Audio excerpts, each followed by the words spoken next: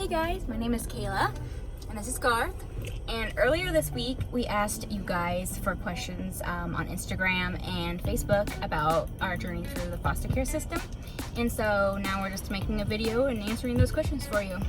Yeah, so we're hopefully going to go through this process and walk you guys through our journey in the foster care world, what it's like to get your licensing, what it's like when you get your first kid. We don't even know yet, so we're going to take you through that journey.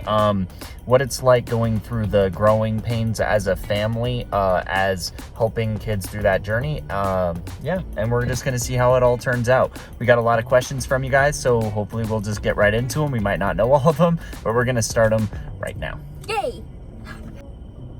So question number one, and maybe some of you guys don't even know what this question is, but it came to us, it said, are you going through the state or an agency? They're two different things. One's where you don't use somebody to help you through the process. One's where you have a company that helps you through the state's licensing process. So which one are we using? So we're going through Olive Crest, and it's an agency.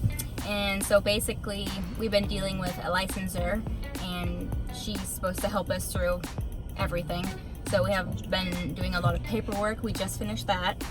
Yay, that was a mess. So it's taken us about 2 years to do, because this is a Christian-based agency. So they wanted us to be married for a year. So we waited a year. That wasn't fun.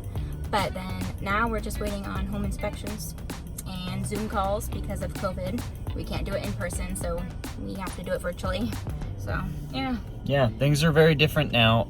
I would say when picking between an agency and the state, normally it's a good idea to probably pick an agency, so at least you get an advocate on your side of the case when you go to courts, when you're assigned CASAs, when the kids assigned CASAs, and different things like that. But one thing that I think is going to be a really interesting thing, obviously this is more long-term, but is if we start our own agency, because there's so many inefficiencies in the process, and I feel like it's something that we could easily create a better system for. So I guess on to the next question. Yeah. So the next question is, are we doing it for the money, and what is the money like? Okay guys, this is a good one. I would say if you're doing it for the money, you're in the wrong business. So just so you guys understand, the amount of money that you make as a family fostering a kid is based on the amount of kids, the amount of special attention and care that kid needs, and supervision that kid needs. And basically what it amounts to is around $500 for 24/7 care. That includes you paying for food, clothes, toys, entertainment, and everything. There is no money in fostering a kid. I know in the off example, sometimes people abuse this, and yes, maybe if you get 4 or 5 kids in a family, you might make some money doing this, but it doesn't make any sense. Aside from the fact that one of the requirements, and you might not know this, is you have to be financially stable for them to allow you to do it.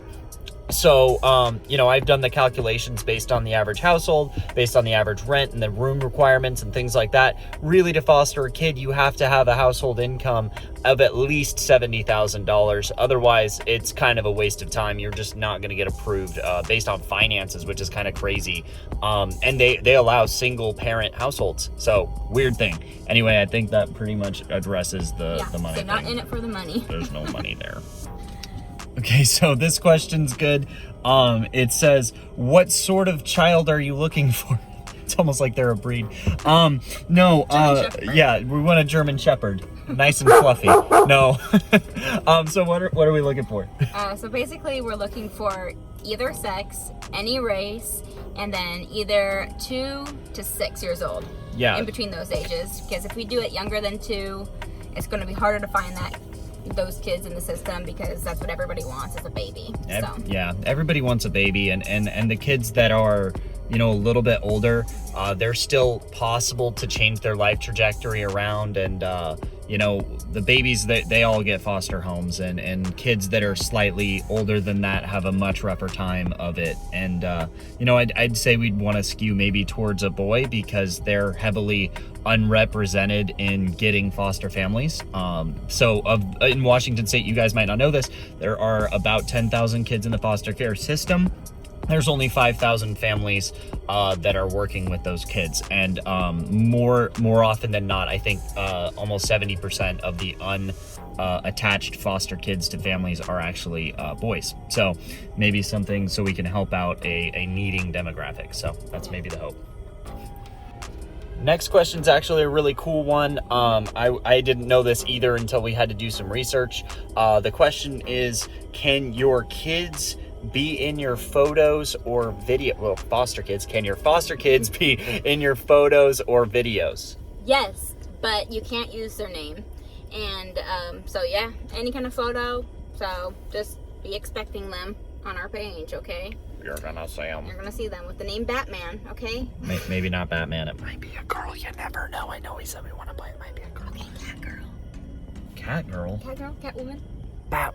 What is it? It would have to be cat girl because cat woman is a woman, not a little girl.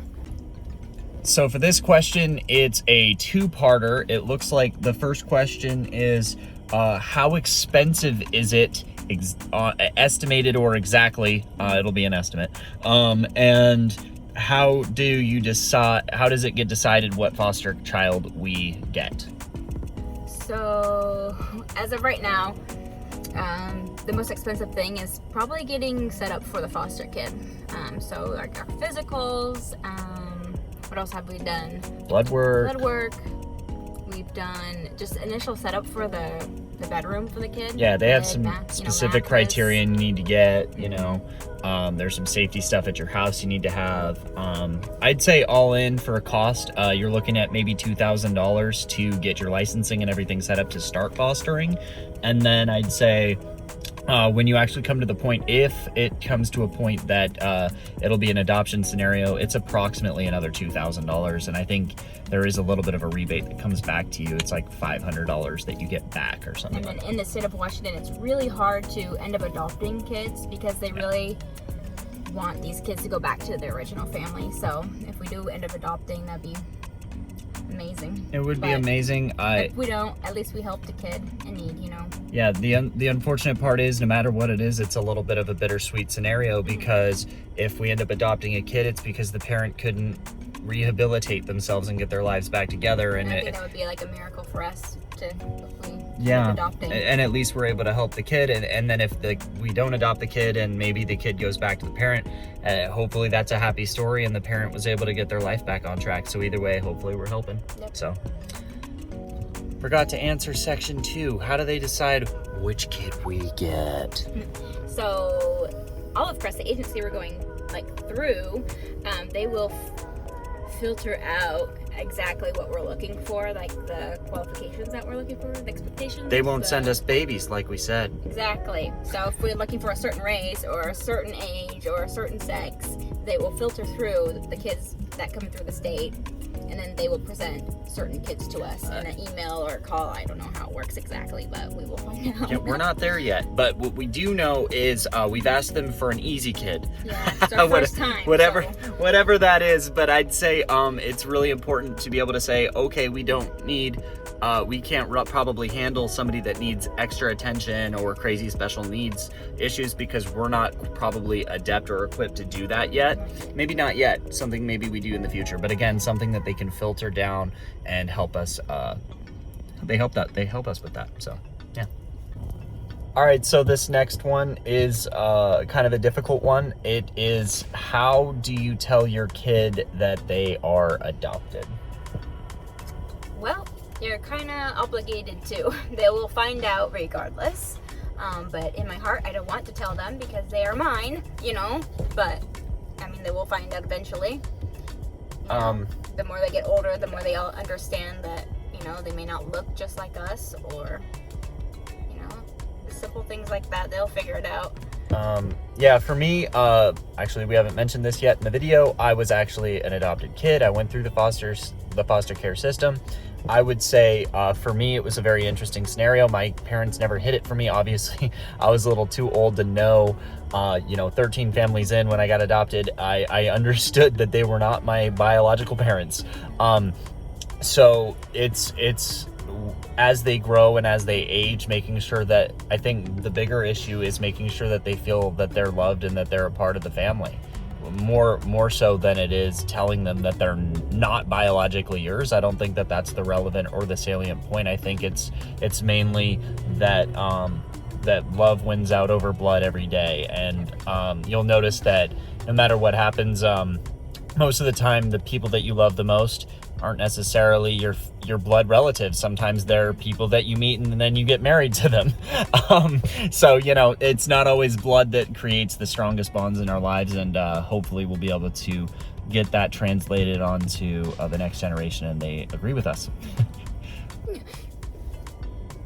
You missed the funny part. She was like, say something! Say something! Okay, last question, guys. Last question. It's how intensive is the screening process? I think she just answered, guys. Can we not? No, we have to. We have to. So, background check, fingerprints, physicals, Home studies, home studies, blood work. buying a new car.